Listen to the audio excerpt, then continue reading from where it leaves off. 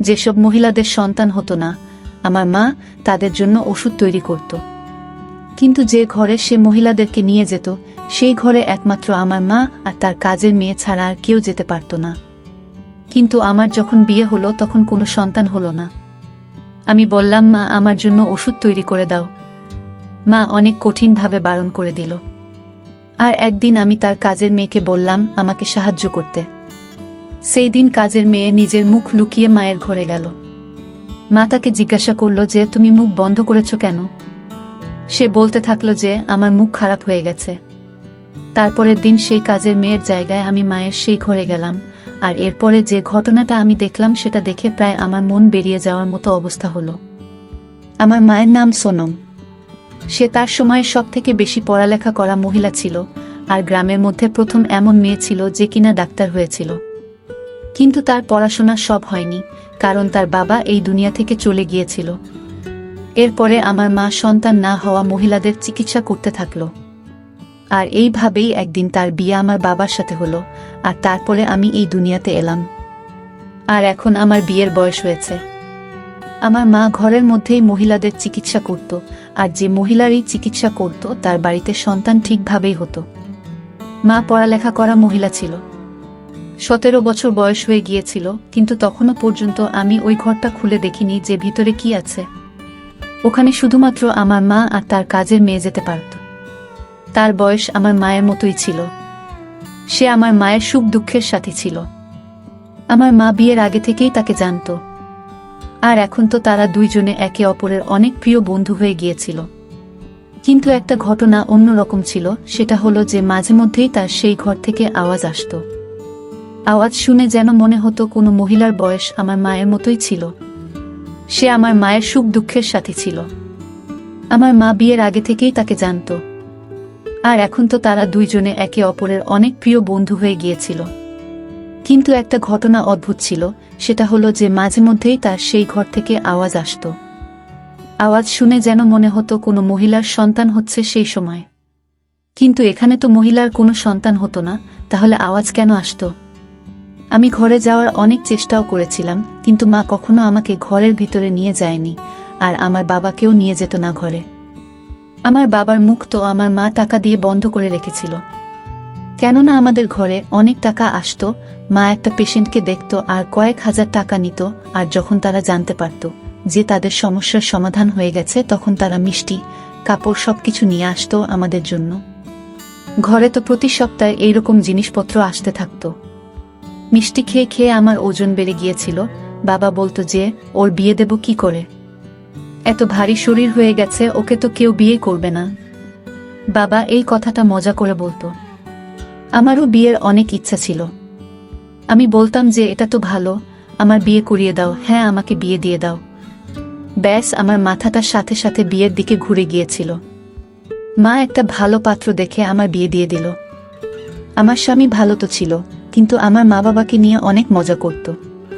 অনেক ভালো জীবন পার হচ্ছিল। কখনো কখনো বাবার বাড়িতে আসতাম, তখন বাড়ির সবার সাথে দেখা সাক্ষাৎ হয়ে যেত। আর মায়ের যে কাজের মেয়ে, সে সারা জীবন মায়ের সাথেই পার করে দিল। নিজের 4টে মেয়ের বিয়েও সে এই চাকরির পয়সাতেই দিয়েছিল, আর নিজের বাড়িও বানিয়ে নিয়েছিল। কিন্তু আমি জানি না যে তারা কি এমন চিকিৎসা করত। আমার মা একটা বড় মেশিন কিনে এনেছিল, অনেক দামি মনে হচ্ছিল। এটা মায়ের ঘরের বাইরে পড়েছিল, কেননা ওটাকে ভিতরে নিয়ে যাওয়ার জন্য লোকের প্রয়োজন ছিল। আমি মাকে জিজ্ঞাসা করলাম যে এটা কি? মা বলেছিল যে এটা মেডিকেলের ডাক্তারদের একটা বড় মেশিন। আমি জিজ্ঞাসা করলাম যে, তুমি এই মেশিন দিয়ে কি করবে? তুমি তো চিকিৎসা করো, অপারেশন তো করো না। কিন্তু মা বলল যে এই মেশিনটা আমার অনেক দরকার, আর আমাদের কাজটাও আরো ভালোভাবে হতে পারবে এই মেশিনের জন্য। আমি বললাম যে, তুমি এত পয়সা রোজগার করে কি করবে? অনেক তো করলে মা, এবার তুমি একটু আরাম করো। মা বলতে থাকলো, পয়সা ছাড়া জীবন কি হয়? পয়সা তো এমন জিনিস যেটা প্রতিদিন প্রয়োজন হয়। আমার শ্বশুর বাড়িতে আমার স্বামীর বোনের সন্তান হচ্ছিল না।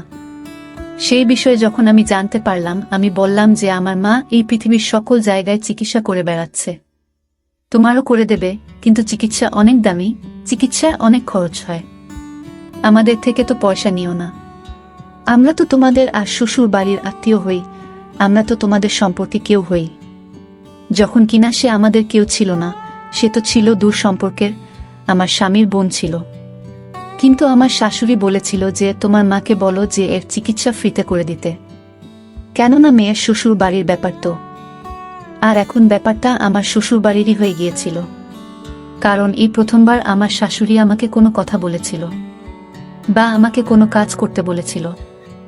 আমি যখন মাকে বললাম তখন মা বলল যে তুমি কি পাগল হয়ে গেছো, জানো কত পয়সা খরচ হয় এই চিকিৎসা? আমি মাকে বললাম যে কোনো ব্যাপারে পয়সা খরচ হয়, শুধুমাত্র ওষুধ দিতে হয় তো। চুপ করে দিয়ে দাও, এটা তো আমার মান সম্মানের প্রশ্ন। এখানে মা অন্য রকম একটা কথা বলল। মা আমাকে বলল এইভাবেও কিন্তু তোমার মান সম্মান নষ্ট হতে পারে। আমি বললাম তার মানে? কেন খারাপ হবে মান সম্মান? মা বলল যদি তার চিকিৎসা করি আর তার যদি কোনো লাভ না হয় তখন। আমি বললাম মা তুমি যার যার এখনো পর্যন্ত চিকিৎসা করেছ তারা প্রত্যেকেই তো লাভ হয়েছে, তাহলে আমার শ্বশুরবাড়ি আত্মীয়র কেন লাভ হবে না? আমি অনেক কষ্ট করে মাকে রাজি করালাম। আমার বাবাও বলল যে মেয়ের শ্বশুর বাড়ির ব্যাপার। আমার মা আমাকে বকল আর এটাও বলল আর কখনো আমার সাথে এই ব্যাপারে কথা বলতে যেও না। যদি তুমি নিজের পেশেন্ট নিয়ে আমার কাছে চিকিৎসার জন্য আসতে থাকো তো আমি একদম চিকিৎসা করব না। আমি বললে আমাকে মা বকল। বাবা যখন বলল মা রাজি হয়ে গেল চিকিৎসা করতে। আমি বাবাকে বললাম মা তো আমার কোনো কথাই শুনল না। বাবা বলল যে রাত দিন লোকের চিকিৎসা করে করে পাগল হয়ে গেছে, সব সময় ওই ঘরেই ঢুকে থাকে। আমি জিজ্ঞাসা করলাম যে তুমি কি কখনো ওই ঘরে গেছো? বাবা তখন বলতে থাকলো যখন ওই ঘরটা তৈরি হচ্ছিল তখন আমি গিয়েছিলাম, তারপর থেকে আর যাইনি, কিছুই নেই ওই ঘরে, শুধুমাত্র এই ডাক্তারের জিনিসপত্রই আছে, ওখানে একটা টেবিল আছে আর 2-4টা আলমারি আছে। কিন্তু যদি ঘটনাটা এটাই হয় তাহলে মা সেখানে কাউকে যেতে দেয় না কেন? আমার স্বামীর বোনের চিকিৎসা হয়ে গেল। আমি তাকে জিজ্ঞাসা করেছিলাম তোমাকে কোথায় বসিয়েছিল? আমাকে বলল যে ঘরের ডাইনিং রুমে বসিয়েছিল। আমি বললাম যে তোমাকে ঘরে নিয়ে যায়নি। সে বলল যে না, আমাকে তো কোনো ঘরে নিয়ে যায়নি। 2-4টে টেস্ট করালো আর তারপর চিকিৎসা শুরু করলো। ওষুধ লিখে দিয়ে দিল, বলল যে যদি কপালে থাকে তাহলে সন্তান হবে, না হলে এর কোনো চিকিৎসা নেই।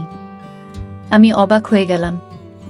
আমার মা পৃথিবীর সবার চিকিৎসা করছে আর এটা হতেই পারে না। আমার মা এই পৃথিবীর সব জায়গা বলে বেরিয়েছে যে এই চিকিৎসায় এটা হতেই পারে না যে সন্তান হবে না।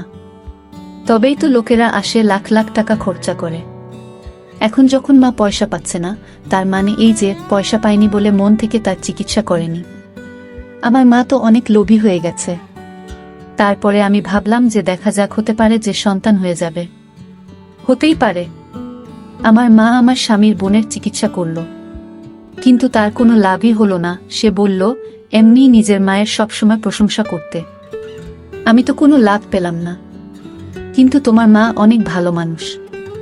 উনি বলেছেন যে যখন ভগবান চাইবে তখনই সন্তান হবে। আজকাল তো এরকমই অবস্থা, 1 মাস যদি সন্তান হয়েছে তো নানা রকম কথা বলা শুরু করে দেয় লোকেরা। আমিও চিন্তায় পড়ে গেলাম, কেননা বিয়ে হয়েছে আমারও 7 মাস হয়ে গেছে। আর আমার সেই শ্বশুরবাড়ির আত্মীয় আমাকে বলল যে তোমার মা তো তোমার চিকিৎসা করতে পারে বা তুমি তার থেকে পরামর্শ নিতে পারো। উনি বললেন যে দেরি করো না, তোমার আবার আমার মতো অবস্থা না হয়, কেননা তারপরে কিন্তু আর এই বাড়ির লোকেরা তোমাকে আর ক্ষমা করবে না। আমি তো এই বাড়িরই সদস্য, তারপরেও আমার পিছনে কত কথা তারা বলতো। আর তুমি তো পরের বাড়ির মেয়ে, তাহলে তোমাকে নিয়ে না জানি তোমার শাশুড়ি কি কি বলবে, কি কি করবে। আমি এরপর অনেক বেশি চিন্তায় পড়ে গেলাম, কেননা এখনো তো এত দেরি হয়নি এমন কিছু। এখন থেকেই আমার শাশুড়ি অনেক কিছু কথা বলতে থাকলো। সে বলতে থাকলো এতক্ষণে তো এই বাড়িতে খুশির খবর চলে আসার কথা, ভগবানই ভালো করুক। আমার স্বামীর বোনের তো 4 বছর ধরে চিকিৎসা করালো কিন্তু কিছুই হলো না। আমার তো মাত্র 7 মাস হয়েছে, দেখা যাক না কি হয়। আমি এদের সবার কথায় আর আচরণে ব্যবহারে অনেক চিন্তায় পড়ে গেলাম। আমি আমার স্বামী আর শাশুড়িকে না বলেই ডাক্তারের কাছে চলে গেলাম আর চেক আপ করালাম। উনি পরীক্ষা করার জন্য বলল আর বলল যে 2 দিনে তুমি রেজাল্ট জেনে যাবে। আমি বললাম যে টেস্টের রিপোর্ট নিতে আমি আসতে পারবো না, আপনি এক কাজ করবেন, আমাকে ফোনে রিপোর্ট পাঠিয়ে দেবেন। উনি বললেন ঠিক আছে, আমার নাম্বার নিয়ে নাও। ডাক্তারটা অনেক ভালো ছিল, বুঝে গিয়েছিল যে আমি বারবার লুকিয়ে লুকিয়ে বেরোতে পারবো না। এই 2 দিন আমি যে কিভাবে পার করেছি শুধুমাত্র আমিই জানি। 2 দিন পরে ডাক্তারের ফোন আসলো আর উনি আমাকে রিপোর্ট বললেন। উনি বললেন, আপনার সমস্যা আছে আর আপনি কখনো মা হতে পারবেন না। আমার আপনাকে এটাই বলার যে আপনি কোনো ছোট চিকিৎসা করিয়ে কোনো ওষুধপত্র খেয়ে নিজের শরীর বা নিজের জীবন নষ্ট করবেন না। তার পরিবর্তে আপনি টেস্ট টিউব বেবির মাধ্যমে সন্তান দিতে পারেন। আর টেস্ট টিউব বেবির চিকিৎসা এতটা সহজ না, তাতে অনেক পয়সা খরচ হয়। কিন্তু ডাক্তারের বলার ছিল যে প্রথম তুমি এখন সুন্দরী আর এখন তোমার বিয়ের প্রথম দিক, এখন তো সবে শুরু, তোমার স্বামী রাজি হয়ে যাবে।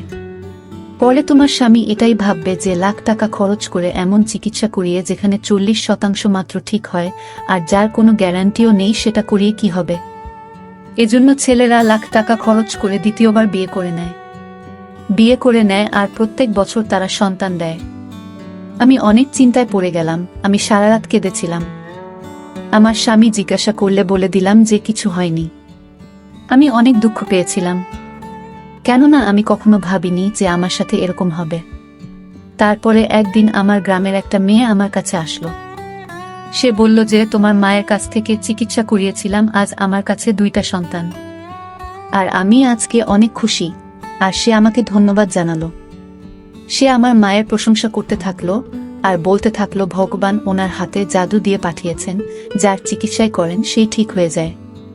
আমি ওই মহিলার কথায় অনেক খুশি হলাম আর যেন মনে মনে শান্তি পেলাম। সে আমাকে বলল 10 বছর পর্যন্ত আমার কোনো সন্তান হয়নি। তোমার মায়ের কাছে চিকিৎসা করালাম, যখন তখন সন্তান হয়ে গেল। তোমার মা, তুমি তো সবকিছুই জানবে। যখন সে আমাকে এই কথাগুলো বলল তখন আমি অবাক হয়ে গেলাম। আমি জিজ্ঞাসা করলাম যে সবকিছু মানেটা কি। সে বলল যে এটাই যে চিকিৎসা কিভাবে হয়। আমি বললাম যে তুমি জানো, কিন্তু আমি তো জানি না। সে বলল ছাড়ো কথাটা, বাদ দাও। আমার মা 1 মাস পর্যন্ত সবার চিকিৎসা করত। আমি ঠিক করেছিলাম যে আমি আমার স্বামীকে এইসব বলবো না, না আমার শাশুড়িকে বলবো, কারণ এমনিতেই এরা আমাকে তেমন একটা পছন্দ করে না। আমি নিজের মাকেই সবকিছু বলবো, তার থেকেই চিকিৎসা করাবো। এরপরে আমার আর কারোকে বলার কোন দরকার পড়বে না। আমি মায়ের কাছে চলে গেলাম। মা সকাল সকাল অনেক ব্যস্ত ছিল, ওই ঘরেই বসেছিল, বাইরে আসেনি। আর আমার ঘরে যাওয়ার অনুমতি ছিল না। বাবা বাড়ি ছিল না। 4 ঘন্টা মা আমাকে অপেক্ষা করালো। আমি অনেক রেগে গেলাম। এরপরে আমিও তাকে বললাম সমস্যা আছে আমার কিছু। মা জিজ্ঞাসা করলে কি সমস্যা। পয়সার দরকার। আমি বললাম পয়সার দরকার নেই। আর এরপর তাকে বললাম যে আমাকে ডাক্তার কি বলেছে, আর এরপর তাকে রিপোর্ট দেখালাম, ডাক্তার যেটা আমাকে ফোন করে বলেছিল। আমার মা বলল যে হ্যাঁ, রিপোর্ট তো এটাই বলছে। এইবার কি করা যায়, এটা তো বড় সমস্যা। আমি বললাম কেন, তোমার জন্য তো এটা কোনো সমস্যা হওয়ার কথা নয়, তুমি আমার চিকিৎসা করো। মা বলল যে এই ধরনের কথা যদি বলেছ তাহলে আমার থেকে খারাপ কেউ হবে না, আমি তোমার চিকিৎসা করব না। মা, এটা তো ব্যাপারটা সেই রকমই হয়ে গেল যে তুমি সব পরিবারকে খাবার দিচ্ছ আর আমি প্লেট দেখে যখন খাবার খাওয়ার জন্য বললাম তখন আমাকে বলছো যে খাবার খেলে পাপ হয়। আমাকে আমার মা এত খারাপ ভাব বকা দিল যেন মনে হলো যে সে কোনো দিনও আমার চিকিৎসা করবে না। আমি জিজ্ঞাসা করলাম কেন করবে না চিকিৎসা। বাবা এসে গিয়েছিল ওখানে। আমি কান্নাকাটি করছিলাম। বাবাও দেখে নীল যে এতদিন পরে মেয়ে ঘরে এসেছে, তার উপরে আবার কান্নাকাটি করছে, সে চিন্তায় আছে। বাবা আমাকে সবসময় অনেক ভালোবাসতো। সে আমাকে বলল যে কেন কাঁদছো তুমি। তখন মা বলল যে বিনা কারণে ও কিছু চাইছে। মা এই কথাটা বাবাকে বলল না যে আমি কখনো মা হতে পারবো না, আর আমি আমার চিকিৎসার জন্য বললাম। কিন্তু মা আমার চিকিৎসা করতে চাইছে না। একে তো ভুল করেছে মা, তার উপরে আবার মিথ্যে কথাও বলছে। বাবা বলল যে কেন চিন্তা করছো, আমি তো আছি, আর যেটা তোমার দরকার আমি তোমাকে এনে দেব, আমি তোমার জন্য চা বানিয়ে দিচ্ছি। বাবা সেখান থেকে চলে গেল। মা বলল যে যেটাই হচ্ছে সেটা ভগবানের উপর ছেড়ে দাও, আর খবরদার যদি এখানে চিকিৎসার কথা আবার তুমি বলেছ, আমি তোমার চিকিৎসা কখনো করব না, আর এই কথাটা নিজের মাথার মধ্যে ঢুকিয়ে নাও। আমি আমার বাড়িতে চলে এলাম আর ভাবলাম যে আমাকে মা কেন এরকম বলল। প্রথমত আমাকে তো মায়ের ঘরে যেতে দিত না। যখন আমি আমার বন্ধুকে তার কাছে পাঠিয়েছিলাম তখন মা তাকে ওই ঘরে নিয়ে যায়নি, আর তার চিকিৎসাও করেনি।